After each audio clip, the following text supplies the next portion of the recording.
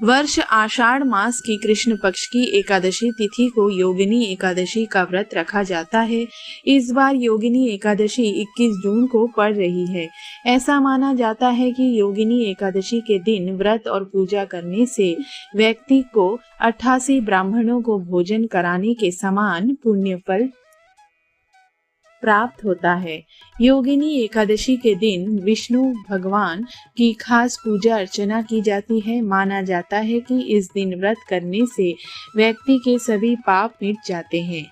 तो आइए जानते हैं योगिनी एकादशी का शुभ मुहूर्त और पूजा विधि के बारे में। पंचांग के अनुसार 21 जून को सुबह के 7:18 से एकादशी तिथि की शुरुआत होगी। तिथि का समापन 22 जून को सुबह के 4:27 तक होगा। उदया तिथि के अनुसार 21 जून को योगिनी एकादशी का व्रत रखा जाएगा। योगिनी एकादशी के व्रत का पारण 22 जून की दोपहर 1:47 से शाम के 4:35 तक किया जा सकेगा। इस शुभ मुहूर्त में व्रत पारण करना शुभ होता है। ब्रह्म मुहूर्त सुबह के 4:04 से 4:44 तक का है। विजय मुहूर्त दोपहर के 2:43 से 3:39 तक का है और गोधूली मुहूर्त शाम के 7:21 से 7:41 तक का है। निशिता मुहूर्त रात के 12 बजे से 3 जून को रात के 12:43 तक का है। योगिनी एकादशी की व्रत विधि। सूर्योदय से पहले स्नान। व्रती को प्रातः काल स्नान कर स्वच्छ वस्त्र धारण करना चाहिए। भगवान विष्णु की प्रतिमा को गंगा जल से स्नान कराएं और उन्हें फूल, तुलसी दल, पीले वस्त्र और पीले मिठाई अर्पित करें। व्रत रखने का संकल्प जरूर ले। इस दिन व्रत कथा सुनने और सुनाने का विशेष महत्व है। व्रती को योगिनी एकादशी के दिन अन्न का सेवन नहीं करना चाहिए, केवल फलाहार करे या जल ग्रहण करे।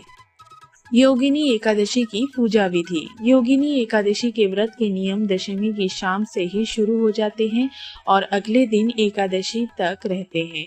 दशमी तिथि पर रात के समय गेहूं, मूंग और जौ का सेवन नहीं किया जाता है। दशमी की रात को नमक भी नहीं खाते हैं। अगली सुबह एकादशी पर स्नान के पश्चात व्रत का संकल्प लिया जाता है और फिर स्वच्छ वस्त्र धारण किए जाते हैं।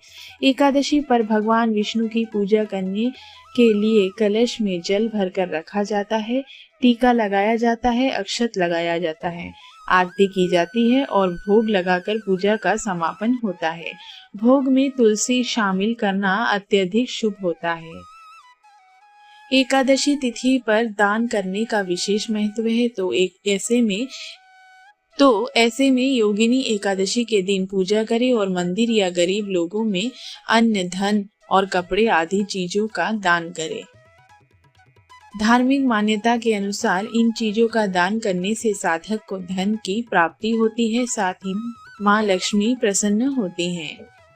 एकादशी के दिन माँ तुलसी की पूजा अर्चना करने का विधान है, तो ऐसे में इस तिथि पर तुलसी के पास दीपक जलाकर आरती करें।